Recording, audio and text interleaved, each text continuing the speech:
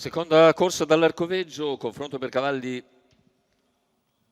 di 4 e 5 anni sulla distanza del miglio, 1660 metri, sono 8 al via, uno formidabile CAF, 2 Family di Casei, 3 Ettore d'Alvio, 4 Fairway di Poggio, 5 King Nobel, 6 Elemistab, seconda linea 7 Eiolo, 8 Fair Play Fox.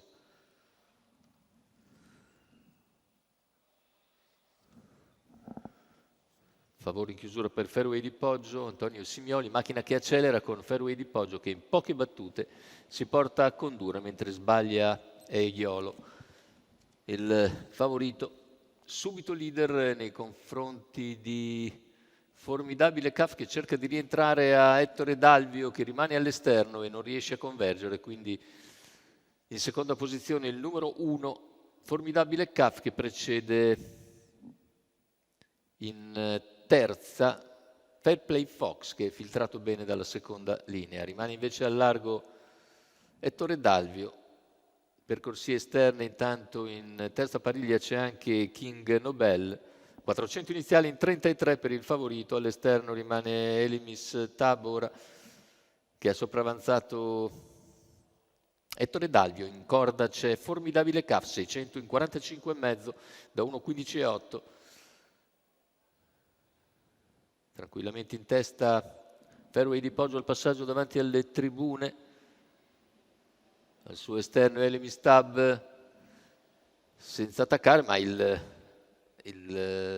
ritmo è piuttosto svelto, 1 minuto e 3 decimi, 14,8. Qui davanti alle tribune a contatto si mantiene formidabile CAF, dalla coda prova a muovere ora King Nobel, ma è ancora una ventina di metri abbondanti dalla testa e deve avanzare ora nel traffico.